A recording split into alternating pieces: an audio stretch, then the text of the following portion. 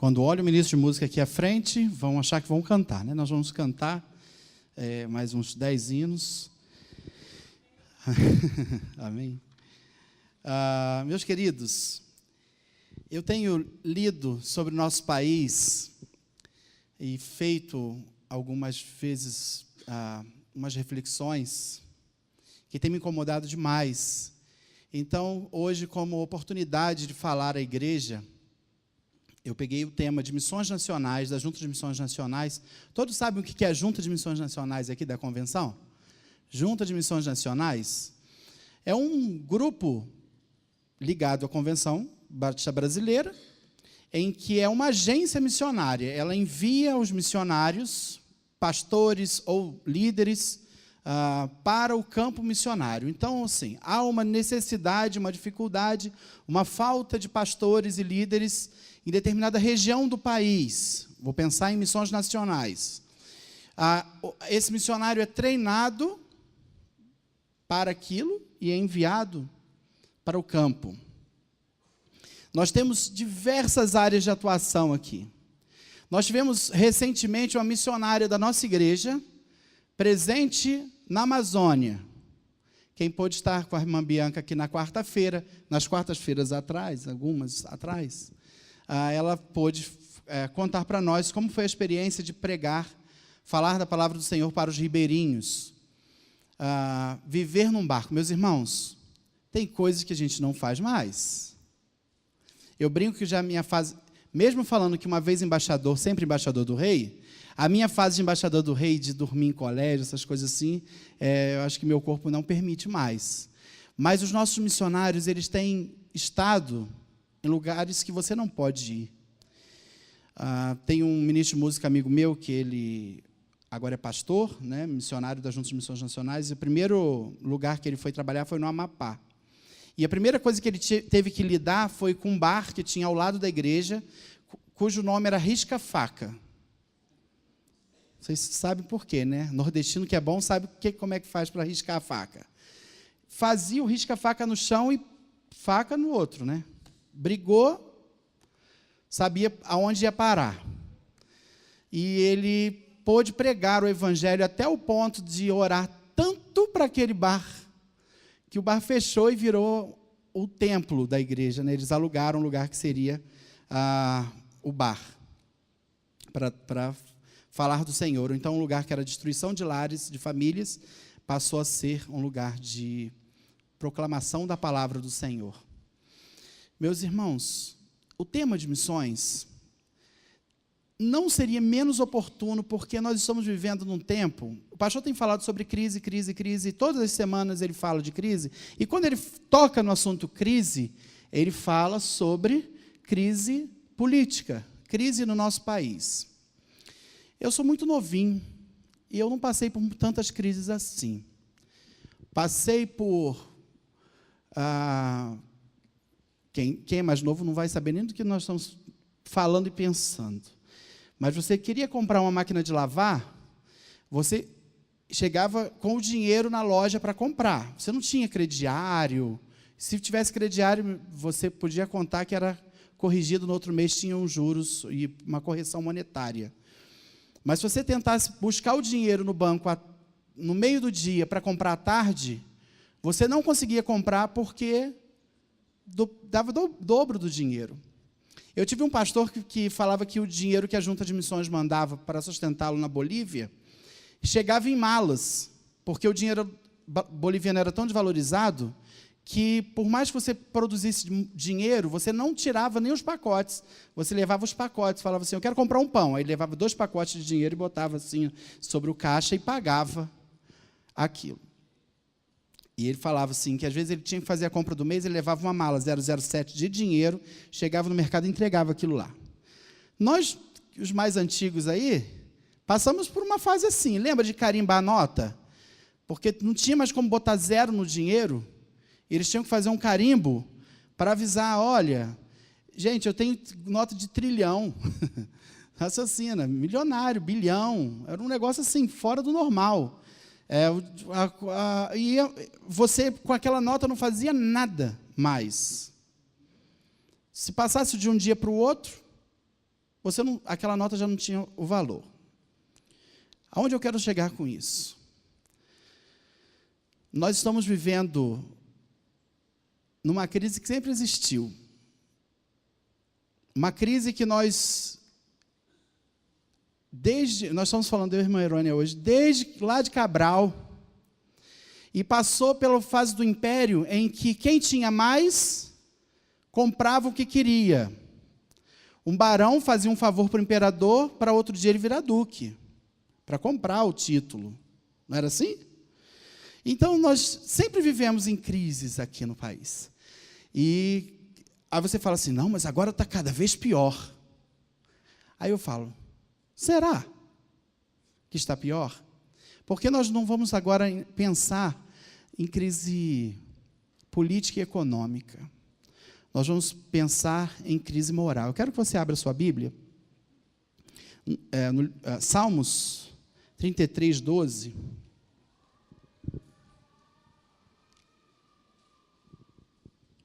O tema de missões é esse versículo que está na projeção.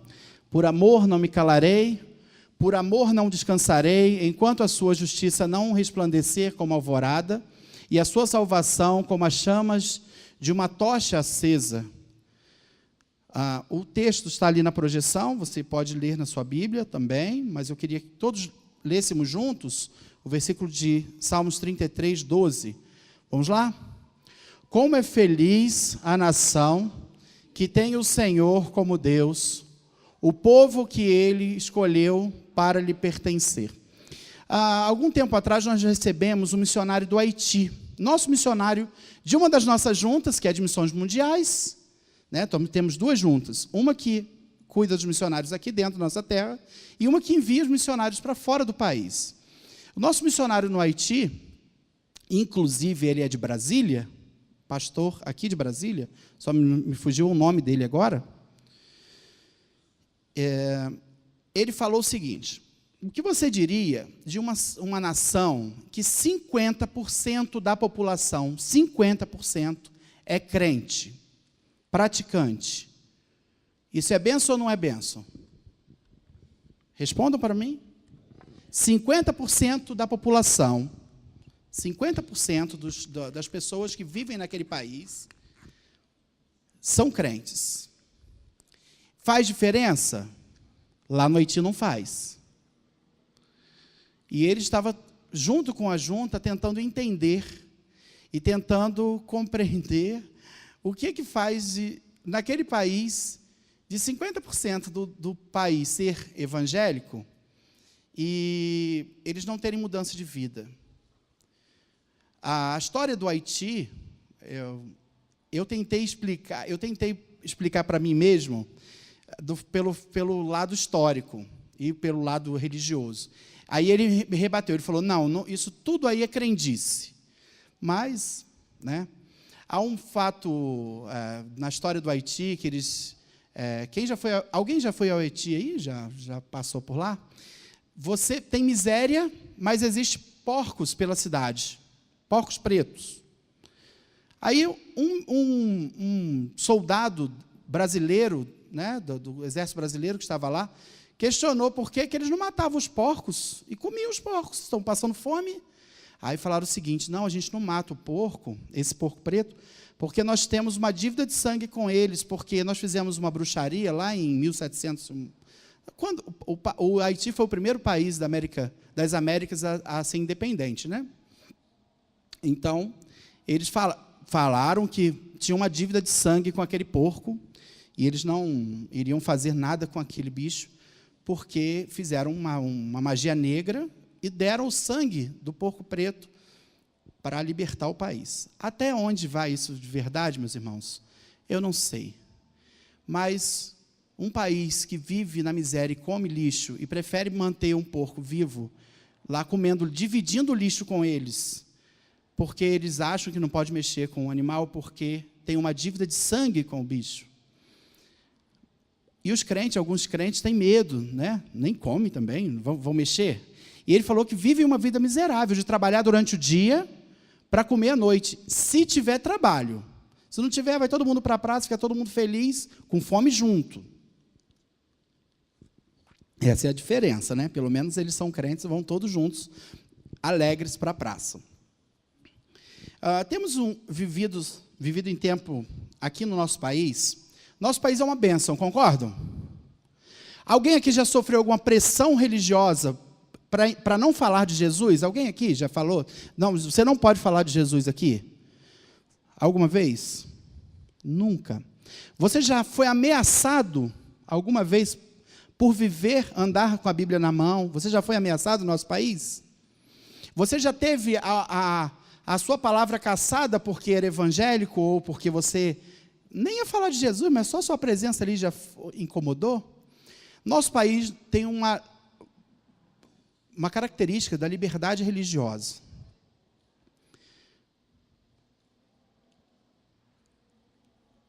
Essa palavra, você pensa em livre, você é livre para sair daqui agora e ir para qualquer igreja que você quiser. Não é isso? Você sai daqui, ainda mais em Brasília, meus irmãos, eu ainda estou me adaptando, mas para quem conhece o Rio de Janeiro é uma verdadeira bagunça, né? Então, assim, aqui é tudo muito organizadinho. Então, eu até brinco que em alguns lugares, quando tem setor de igreja, se você errar, você erra a igreja, né? Lá em Sobradinho, se você errar, você tem 2 igrejas batistas, uma de frente para a outra. E você pode escolher, você pode ir lá, atravessar a rua e ir na Batista Nacional, você pode vir na Batista Brasileira aqui, andar para a Presbiteriana ali, e alguns até fazem isso, né? Vivem essa vida. Só que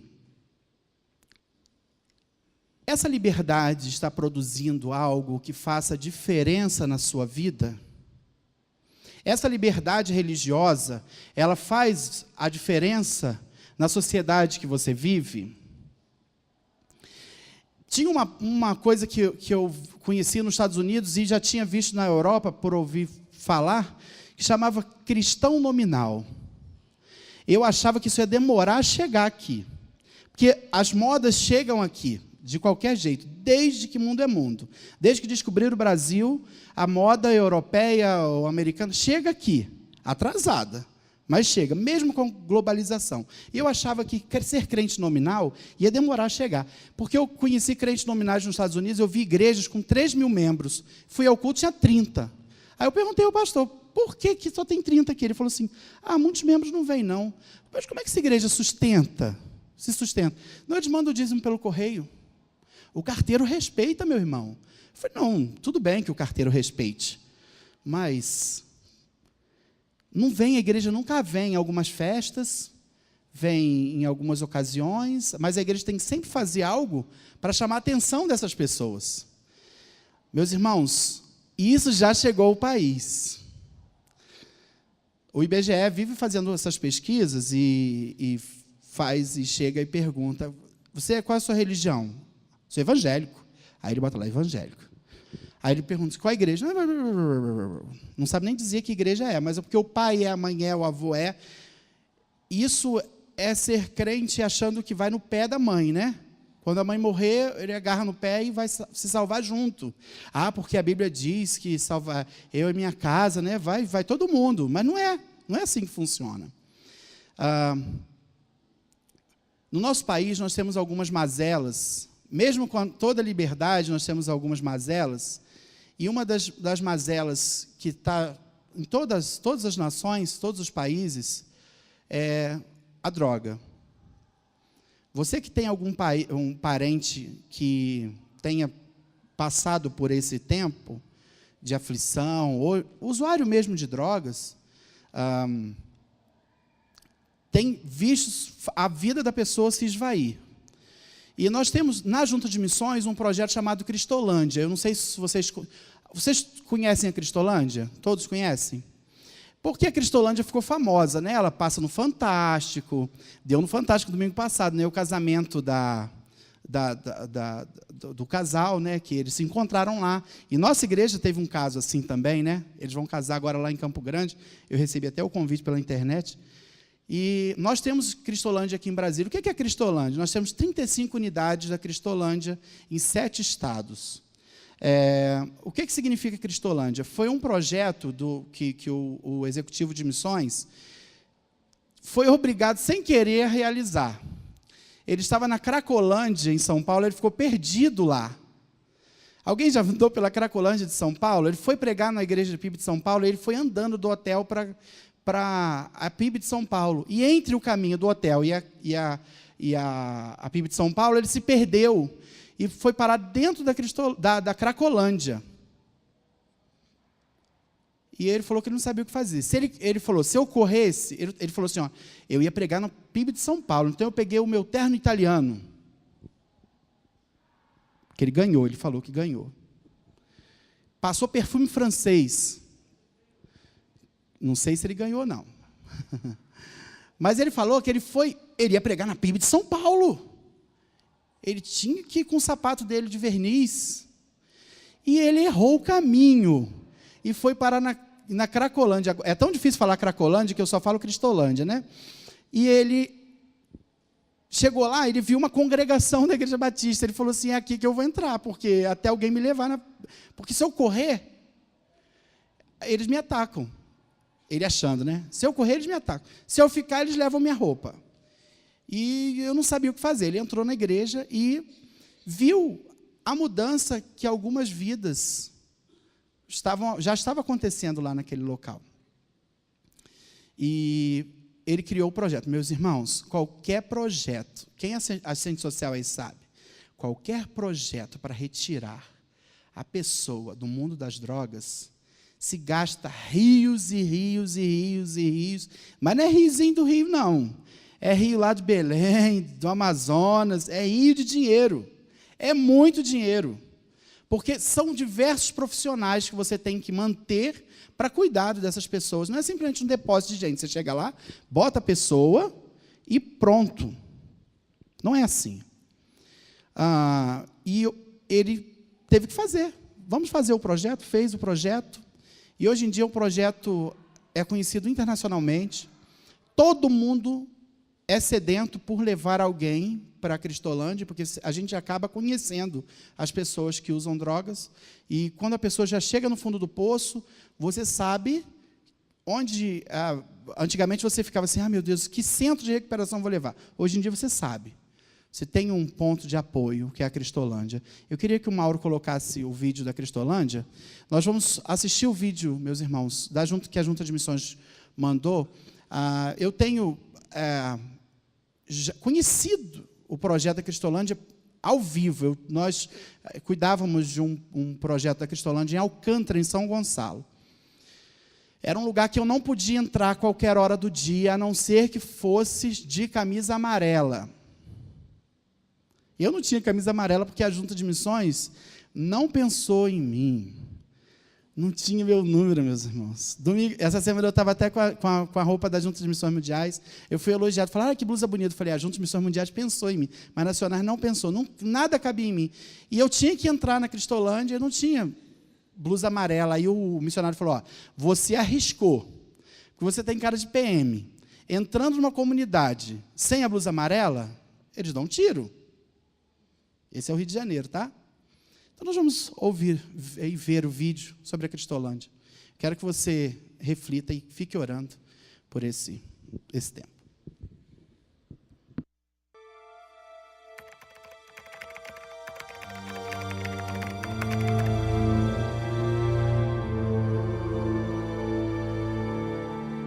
A minha família me dava um apoio, mas sabia que algo estranho estava acontecendo comigo.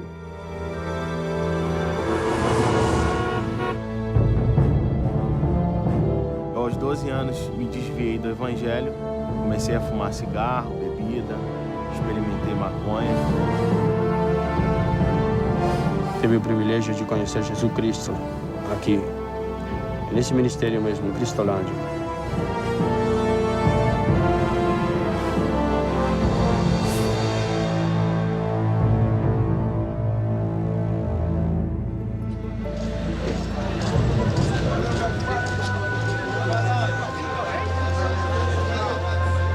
A Cristolândia hoje tem feito um trabalho de muita relevância no nosso país.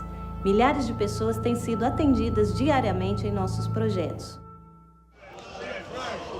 Quando eles ingressam pela Central do Brasil, pela missão central, porque lá é o período de triagem. Então eu recebo os meninos lá que vêm da rua e aí a gente faz todo um estudo que a gente chama de estudo diagnóstico. A gente faz um levantamento de toda a situação dele. Eu, aos 12 anos, me desviei do evangelho. O mundo me atraiu mais do que a igreja.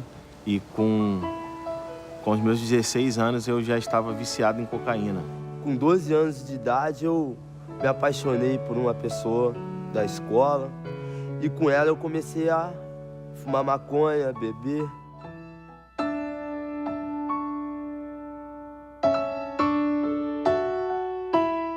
A partir daí a gente faz o que a gente chama de plano de atendimento individual.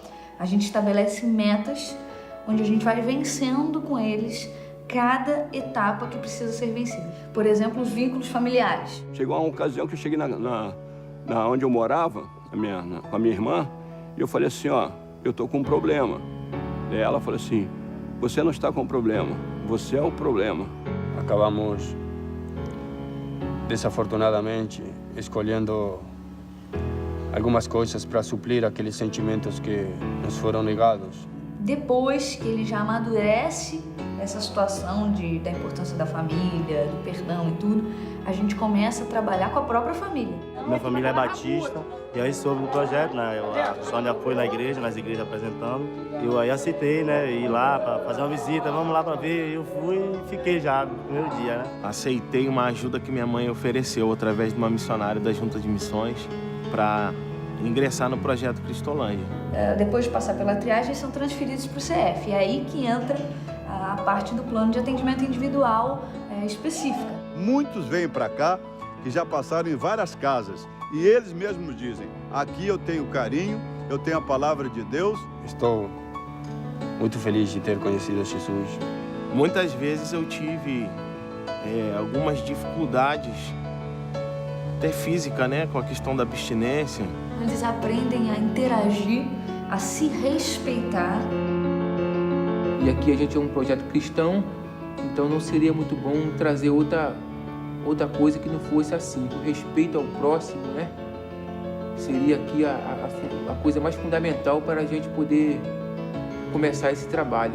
Então, no esporte, através da atividade física, a gente trabalha uma série de coisas neles, inclusive a saúde física deles. Nós trabalhamos no poder do Espírito com oração e desintoxicação, também com evangelização e discipulado. Um programa que dá uma força, né? Que trabalha a toda a questão espiritual deles, todos os questionamentos que eles trazem. No discipulado é um tempo que eles têm para desabafar e encontrar com Deus. Hoje eu tenho uma paz comigo que nunca tinha sentido antes, essa paz que eu tenho com Cristo. O meu conforto começou a ser um incômodo para mim. E eu falei assim, eu tenho que sair disso. Então eu falei pro Senhor, eis-me aqui. E hoje eu tô aqui para a honra e glória do Senhor. O meu trabalho aqui na Cristolândia tem sido muito gratificante. Eu vejo que aqui eu achei o meu lugar. Eu conhecia Jesus e hoje, pela graça de Deus, eu tô vivendo Jesus Cristo. Vamos lá. Hoje eu já sou missionário da Junta de Missões Nacionais. Então, assim, Deus tem me surpreendido e me confirmado aquilo que Ele me desafiou quando eu ainda era um aluno. O meu trabalho é compartilhar com as pessoas o que Deus tem feito na minha vida, o que eu vivi, de onde Ele me tirou, né? E poder ver a recuperação de outros através da minha vida. Isso não tem preço. É muito emocionante poder fazer parte de um projeto como esse, porque é um projeto único no Brasil. Porém, podemos fazer muito mais se você colaborar com este projeto. Nosso grande desafio é tornar esse espaço, 600 mil metros quadrados, um centro de referência.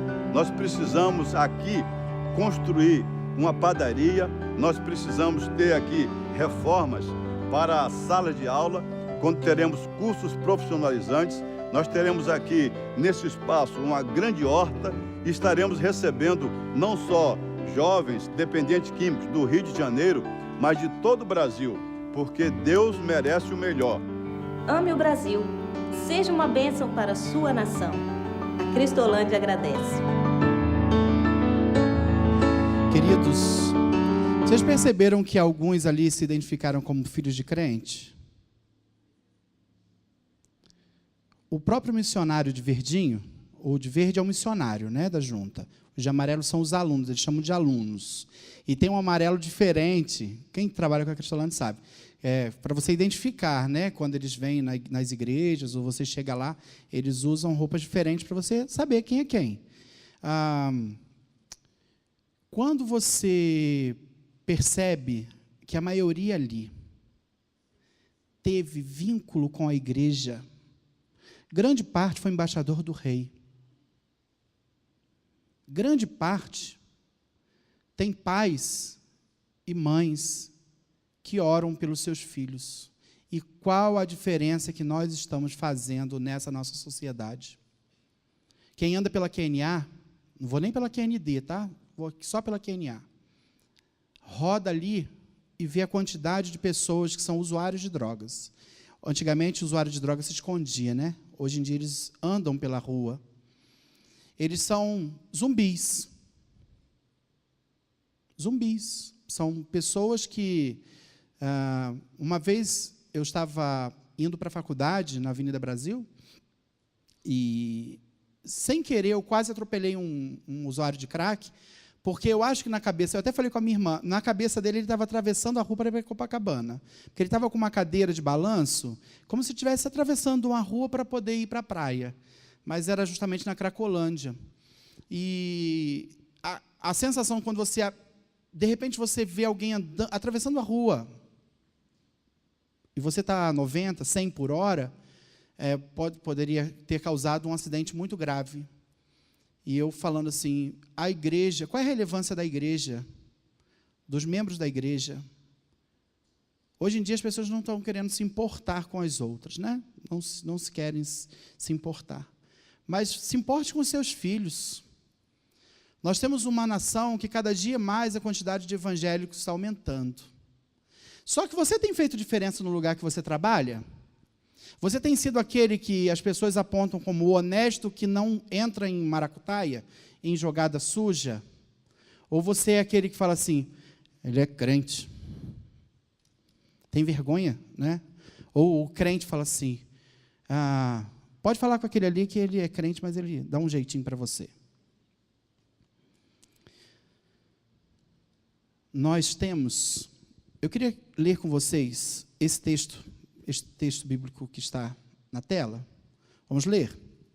Antes de tudo, recomendo que se façam súplicas, orações, intercessões e ações de graças por todos os homens, pelos reis e por todos os que exercem autoridade, para que tenhamos uma vida tranquila e pacífica, com toda piedade e dignidade. Isso é bom e agradável perante Deus, nosso Salvador, que deseja que todos os homens sejam salvos e cheguem ao conhecimento da verdade. Meus queridos, eu tenho um sentimento tenho tido um sentimento muito grande de orar pela nossa presidente. Eu até falei isso essa semana, e alguém falou, eu não quero orar por ela, não. Eu falei assim, mas olha só, ela está doente. Esse negócio de pedalar, ela está emagrecendo porque ela está magrinha. Meus irmãos, não é assim. Você olha para o semblante dela, você vê que ela está simplesmente oprimida. Sabe aquela coisa que você tem uma dívida em casa que você não sabe o que fazer? A dívida chega, o dia chega e você não sabe o que fazer? E você não tem para onde correr? Ou não estou falando só de dívida, não, estou falando de alguma situação daquela que você não sabe mais o que fazer. Ela está assim. Não sabe mais. Chegou num ponto de que não tem para onde correr. Não tem como voltar atrás. Não tem como dizer que tudo que ela prometeu era mentira. Não tem mais como. Vocês já votaram nela. Nós, né? Não adianta você falar que não, agora nós temos que orar por ela. Eu sei que é difícil, tem gente que fala assim, eu não consigo porque ela é má. Meus irmãos, todo presidente, desde que eu me conheço por criança, você fala mal dele. Todos os que estão na presidência, você fala, não sabe fazer nada, é um corrupto. Quem viveu aí num período mais antigo, antes de Sarney, aquele período da história que um historiador não gosta de tocar muito, que é o período do regime militar, o presidente estava lá, mas a população falava, é corrupto. Aí você pensa, e agora nós temos que fazer o quê? Quando o Sarney entrou, você falava, corrupto, sujo. Mudou o presidente, agora vai vir um novinho bonito, corrupto. O seu sucessor tentou fazer alguma coisa, mas foi pouco tempo, entrou um outro, corrupto. Reelegeu, a mesma coisa. Você dizia isso. Quando via o seu salário apertar e as coisas aumentando no mercado, você tendo que fazer fila para comprar determinadas coisas, quem é novinho não sabe, não tem nem a ideia de que eu estou falando, entra na fila do leite, entra na fila do pão. Eu já fiquei em fila de feijão, meus irmãos. E no Rio é feijão preto, é mais difícil encontrar. Fila para você comprar as coisas. Era corrupto. Mudou o presidente. Agora ele vai resolver os problemas. Todos os problemas vão acabar. Corrupto. Mudou. Você está acusando a própria de ser corrupta. E falando assim, ela foi a pior. Aí eu pergunto para você, qual a diferença que você tem feito na nossa nação? O que você tem feito para mudar isso? Você já está com ojeriza e não quer mais orar por ela, você não tem vontade de orar pela sua nação. O governador tem quantos meses? 8 meses de eleito. Quando ele entrou, eu lembro que eu estava aqui, assim, logo em fevereiro, é ruim, vai aumentar o preço. Aumentou, ele falou que ia aumentar, aumentou. Aí você já está falando, você não orou por ele, você não pensou nas autoridades. Você acha que crente faz diferença onde ele está? E que você pode falar assim, então vamos eleger um crente? Meus irmãos, o presidente da Câmara é líder da bancada evangélica, é lá do meu estado. E eu posso falar de cadeira. É corrupto. É crente? Não sei. Ele diz que é, né? Eu não posso julgar também o coração dele.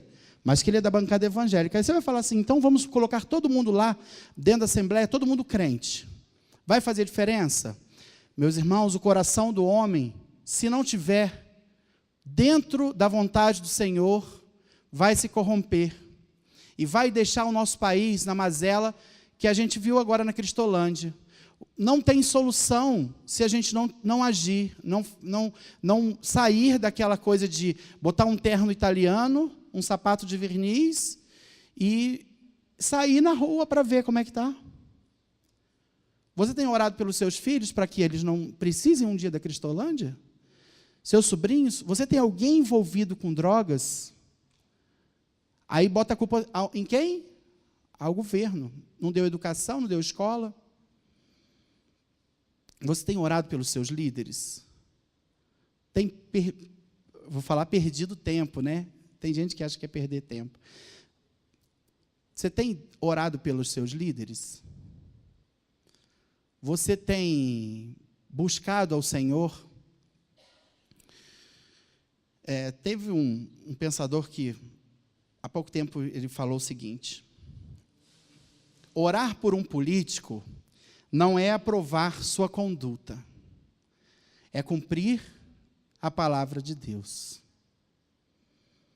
Independente se você gosta, se você votou, se você não votou, você tem obrigação de clamar pelo seu país. Aqui nós temos uma coisa a menos, né? Lá na minha terra ainda tem vereadores e prefeitos. Meus irmãos, vocês são felizes, tá? Porque vereador e prefeito é pior que deputado distrital e que governador. Porque a gente tem bem perto da gente, assim, você vê, um dia o vereador é seu amigo, seu vizinho, no outro dia ele compra uma casa na Barra, aqui seria em Águas Claras, ou ali no Parkway. Um dia ele é seu vizinho, outro dia ele não fala com você. E ele tem riqueza para o resto da vida para não trabalhar mais. Isso dá muita revolta. Mas o que você tem que fazer como crente? Orar pelos seus líderes. Porque foi Deus que permitiu. Você gostando ou não. Nesse tempo eu queria que você... Nós cantamos aquelas duas músicas, né? Pra Cima Brasil e Certeza da Vitória. E fala sobre nossa nação. Eu citei antes, que tinha mais de 15 anos. Meus irmãos, em 15 anos, o tema da música não foi velho, não. Está bem atual. E eu acho que se cantar daqui a uns 30 anos, vai estar atual também. Isso se nós não clamarmos ao Senhor. Não fizermos diferença onde nós estivermos. Não formos a luz que vai mudar aquele lugar. Sendo na sua família, sendo no seu trabalho, na sua faculdade, seja a diferença ali onde você estiver. Seja a diferença. Se você quiser trabalhar como missionário, você não precisa necessariamente largar tudo e ir. Você pode, nesses projetos pela Junta de Missões, fazer sua parte. Você pode contribuir com a sua oferta de missões. No seu envelope de dízimo, tem envelope de oferta lá, você escreve Missões Nacionais e a igreja envia para sustento dos obreiros. E a igreja já faz isso. Parte das entradas da igreja são revertidas para missões. Os missionários são sustentados por parte das nossas contribuições. Mas, meus irmãos, faz a diferença para que você não seja o próximo alvo da Cristolândia, de você ter que buscar um local. Ore. Nesse tempo eu queria que você abaixasse sua cabeça e estivesse orando, colocando os líderes do nosso país nas mãos do Senhor. Você ore pela saúde da nossa presidente, ela não está bem. Ore pelas lideranças políticas. Você pode odiar política e odiar cada político que você vê. Eu sei que a palavra odiar é muito forte, mas, às vezes, quando alguém faz alguma coisa de mal com você, você reage dessa forma. Mas ore por eles. Coloque o nosso vice-presidente nas mãos do Senhor. Eu sei que ele é um ímpio, ele busca o mal, mas coloque diante do Senhor. Coloque o nosso governador nas mãos do Senhor. Está há pouco tempo no governo, tem feito algumas coisas que têm desagradado a muitos. Mas é muito difícil estar na posição que ele está hoje. Ore pelos os distritais que vocês têm eleito, mandato após mandato, mesmo sabendo que alguns têm uma vida muito difícil. Ore por ele. Ore pelo seu bairro. Você tem alguém que usa drogas ao seu redor, assim, ó, que você está vendo? A gente está falando sobre corrupção, sobre as mazelas que nós temos no nosso país. Pensa aí, dentro da sua casa, alguém que você ama muito, um primo, um sobrinho. Eu sei que as vidas que chegam lá na Cristolândia chegam destruídas. Chegam destruídas e algumas conseguem se reestruturar e voltar a ser o que eram. Mas depende da nossa oração, depende do clamor da igreja, que nós não sejamos 50% da população que ora, mas não faz efeito, busca a Deus e busca pela metade. Vamos orar. Senhor, nós mais uma vez podemos clamar a Ti pelo nosso país. Hoje nós já falamos, ó Deus, da nossa nação. Nós falamos, ó Deus, da nossa presidente, ó Deus. Cuida dela, ó Deus. Dá sabedoria, ó Deus. Mostre, ó Deus, através de servos teus que lá trabalham, a diferença entre um ímpio e um servo teu. Que nós possamos realmente fazer diferença lá onde nós trabalhamos, nós estamos. Eu sei que é muito difícil, porque o nosso país, cada dia mais, está entranhado no pecado e na coisa errada. Mas nós clamamos pelo poder do Espírito Santo de Deus, para que limpe, ó Deus, todos aqueles lugares, ó Pai, em que mandam na vida da gente, em que decidem, ó Pai, o bem e o mal. Fica, ó Deus, com o governador, com os seus secretários, fica, ó Deus, com os deputados distritais. Faça, ó Deus, com que eles pensem, ó Deus, na população de verdade e que eles cumpram, ó Deus, seu mandato, ó Pai, debaixo da Tua graça, e que eles verdadeiramente busquem, ó Pai, fazer diferença na nossa cidade.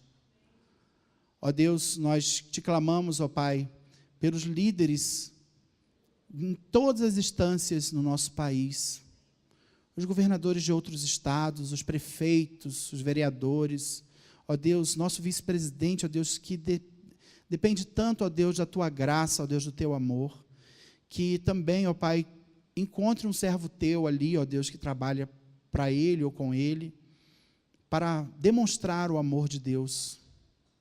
Fica, ó Deus, com todo o nosso país.